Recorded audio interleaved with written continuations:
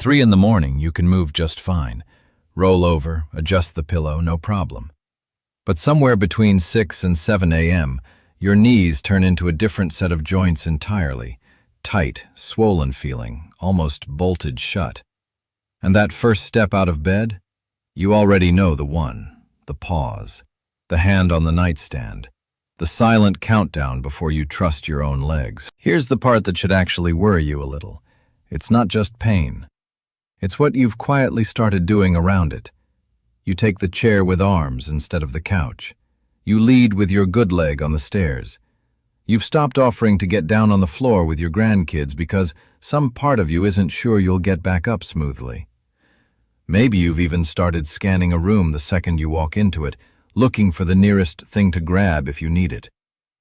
If any of that sounds familiar, I need you to hear this clearly. That is not just getting older. And it is not something you're stuck with for the rest of your life. My name is Dr. Ryan Cole, and I work with people every week who are dealing with exactly this. Knees that feel almost fine by mid-morning, but punish them the second they wake up. What I've learned, both from research and from watching real people improve, is that morning knee pain has a very specific, identifiable cause. It isn't random, and it isn't just bad luck. Once you understand what's actually happening inside that joint, you can start working against it in about 4 minutes a day. Today I'm going to explain exactly why your knees feel their worst first thing in the morning, how to tell ordinary stiffness apart from something that actually needs a doctor's attention, and then walk you through a simple 4-step sequence you can do before you even leave your bedroom. Stay with me to the end, because the final step is the one almost everyone skips, and it's the one tied to something bigger than pain relief, whether you can trust your own balance for years to come. Let's start with a question I hear more than almost any other. Is it too late for me? I'll be honest with you. Whether you're 65, 75, or 85, your muscles and joints are still capable of responding to movement. Research on older adults consistently shows that leg strength can improve at any age, including in people in their 80s and 90s when they train consistently. Your body doesn't stop listening just because you've had more birthdays. It simply needs the right kind of input, delivered gently and regularly. So if part of you has quietly given up on your knees ever feeling better, set that thought down for the next few minutes. It isn't accurate, and it's the very thing keeping you from something that's still fully possible.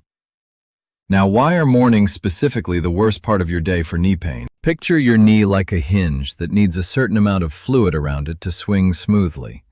That fluid is called joint fluid, and its whole job is to reduce friction between the bones and cartilage inside your knee. Physical therapists often describe it this way.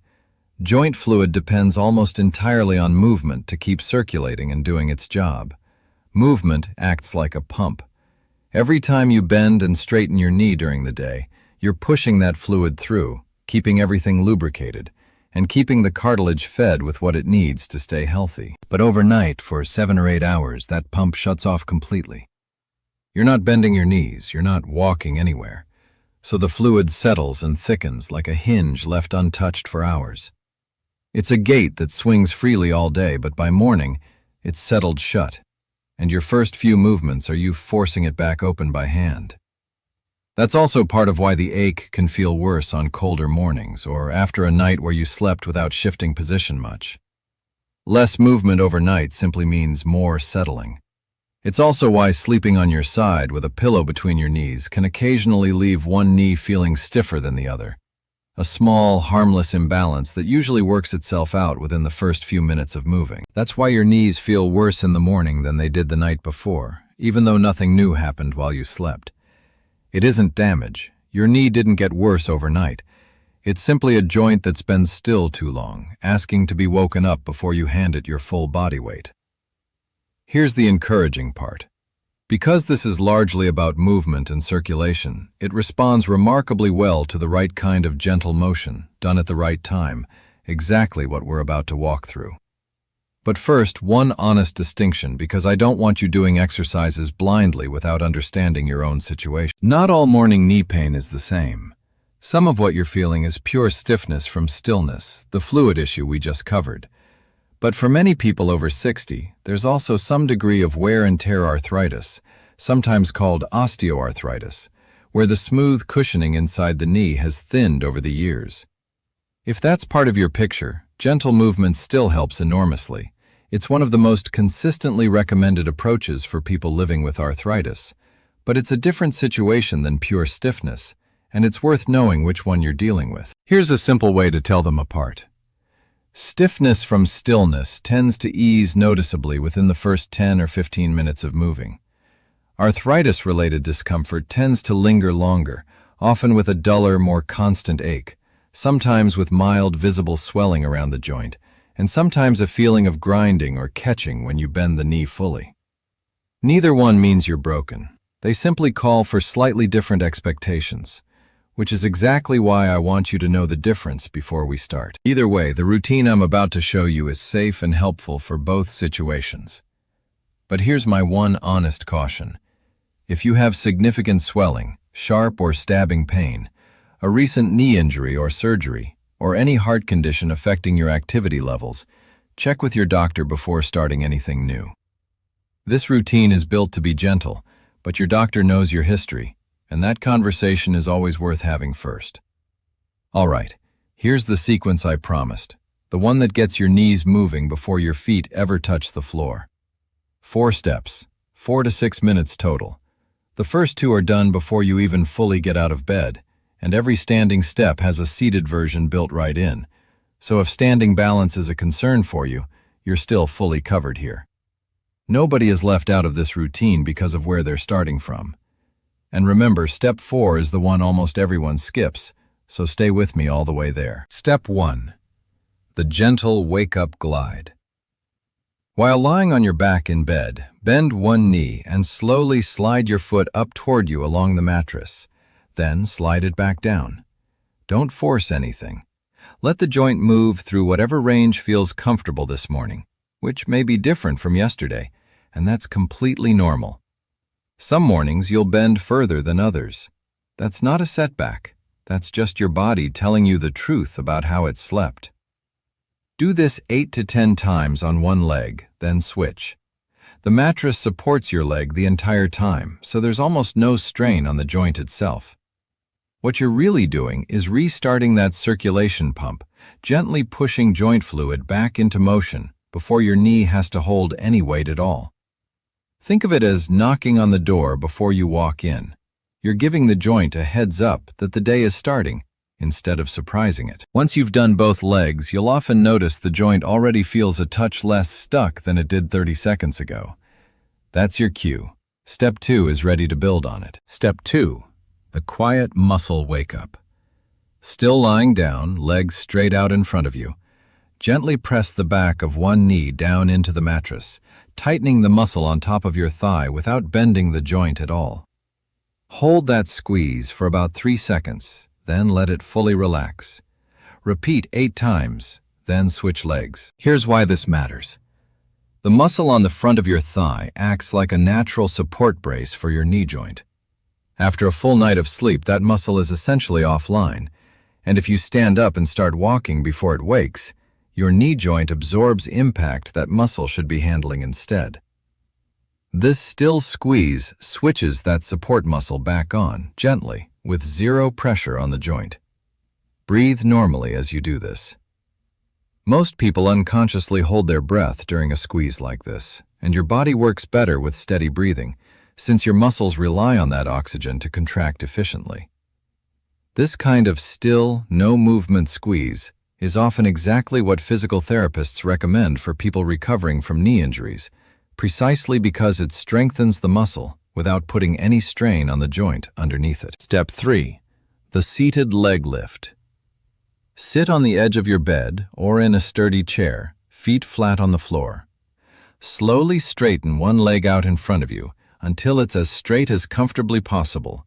Hold for about 2 seconds, then lower it back down slowly, resisting gravity rather than letting it drop. Do this 8 times per leg. This step matters because it builds real, functional strength in exactly the muscle you need for standing up from a chair, climbing stairs, and getting in and out of the car. It's not an abstract exercise. It's rehearsing the exact motion your leg performs dozens of times a day without you ever thinking about it. And because you're fully seated the whole time, it's a completely safe option if you're cautious about balance or standing exercises.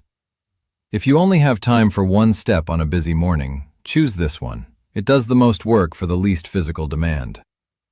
One small detail that makes a real difference. As your leg reaches the top of the movement, give the muscle one extra gentle squeeze before lowering. That last little push is often where the real strengthening happens. Step 4. The steady stand. This is the step almost everyone skips, and it's the one I most want you to actually do, because it connects to something bigger than knee pain: your balance. Stand facing the back of a sturdy chair or a countertop, feet about hip-width apart, hands resting lightly on the surface for support. Slowly bend your knees just a few inches, like the very first hint of sitting into a chair, then straighten back up. Do this 8 times, slow and controlled. If standing feels uncertain at all, keep both hands firmly on the surface the entire time, and only lower yourself an inch or two. There's no prize for depth here. Control is the entire point. Here's why this step is different from the other 3. Controlling your own body weight through a small range of motion is one of the closest things you can do to actual walking and stair climbing. It doesn't just wake up your knee, it retrains the coordination between your legs, your core, and your sense of balance, all at once. Physical therapists frequently point to exactly this kind of small, controlled movement as one of the most effective ways older adults maintain steady, confident walking as they age. Balance isn't just about your inner ear or your eyes. A huge part of it depends on your legs reacting quickly and reliably underneath you. And that reaction time is exactly what this step is training. This is the step that protects you not just from morning stiffness, but from the kind of stumble that changes someone's whole year. That's your full sequence. Glide, squeeze, lift, stand. 4 to 6 minutes, right in your bedroom, before your day even really starts. So how do you know it's actually working, instead of just going through the motions? Here's a simple check. Before you start tomorrow, notice 2 things. How many minutes pass before your knees feel normal, and how your first few steps out of the bedroom actually feel, cautious or fairly steady. Write those 2 things down if it helps, even just a quick note on your phone or a notepad by the bed. Then run the same check after 2 weeks of consistency. You're not chasing perfection. You're watching for a shorter warm-up window and a little more confidence in those first steps. That's real, measurable progress, even before the pain fully disappears. And if you want a second marker, pay attention to whether you're reaching for furniture less often during the day. That small habit fading away is often the clearest sign your legs are genuinely getting stronger underneath you. Some people even notice it in small, almost silly ways, standing up from the dinner table without a small groan, or stepping off a curb without glancing down first to check their footing. I also want to be honest about timing, because I won't promise you something unrealistic. Some people notice their knees feeling less stuck within the first several days, simply because circulation improves quickly. Strength builds more gradually, typically over a few consistent weeks, because muscle adapts on its own timeline, rebuilding itself gradually rather than overnight. Both are happening at once here, which is exactly why doing this daily, rather than occasionally, makes such a difference. Consistency matters more than intensity in this particular case. A gentle 4 minutes every single morning will outperform one intense 15-minute session on a Sunday, almost every time. Let me tell you about someone this sequence was actually built around, because numbers only mean so much until you see what they look like in a real life. I'll call her Marlene, a composite of the kind of person I hear from every single week. Marlene was 71, and for almost 2 years she'd quietly stopped kneeling down to garden because getting back up had become something she dreaded rather than something she did without thinking. She wasn't in agony, she was just tired of that first step ache every single morning and tired of planning her whole day around it. She'd even started wearing slip-on shoes just so she wouldn't have to bend down as often, and she'd quietly turned down a weekend trip with her daughter because it involved a fair amount of walking on uneven ground. She started with just steps 1 and 2 while still in bed, mostly because that felt easy enough to actually stick with. Within the first week, she told me her knees felt looser by the time she reached her kitchen, instead of staying tight until almost lunchtime. By week 3, she'd added the standing step and mentioned, almost as an aside, that she'd caught herself steadying a wobbly stepladder in her garden without even thinking about it, something her balance simply wouldn't have allowed a month earlier. She also mentioned, almost proudly, that she'd gone back to tying her own shoes while standing instead of sitting down first. A few months later, she took that trip with her daughter after all. That's the real goal here, not a dramatic transformation, a quiet return of confidence in your own body, one small moment at a time. And the way she got there wasn't complicated, which is exactly why this next part matters. Now, if you want to keep building on this instead of staying stuck at week 1 forever, here's exactly how to progress without turning it into a project. Week 1. Focus purely on consistency, all 4 steps, once a day, exactly as described. Weeks 2 and 3, once the movements feel easy, add 1 or 2 extra repetitions to each step, or extend your standing hold by a second or 2. By week 4, some people are ready to add a short second round later in the day, especially after sitting for a long stretch, like after a long car ride or an afternoon in front of the television. There's no need to rush this. Slow, steady progress is what actually holds up over months, not just days. The people who keep their results long-term are almost always the ones who stayed boringly consistent, not the ones who pushed hardest in week 1 and quit by week 3. If a particular morning is harder than others, do fewer repetitions rather than skipping the sequence altogether. Showing up matters more than doing it perfectly. I want to circle back to something I said earlier because I don't want it lost in the details. Your knees are not falling apart just because you're over 60. In the vast majority of cases, what you're feeling in the morning is a joint and a muscle that simply went quiet overnight, asking to be woken gently before you hand them your full weight. That's fixable, workable territory. It is not the same as being broken. So here's my honest ask of you today, and it has nothing to do with clicking anything.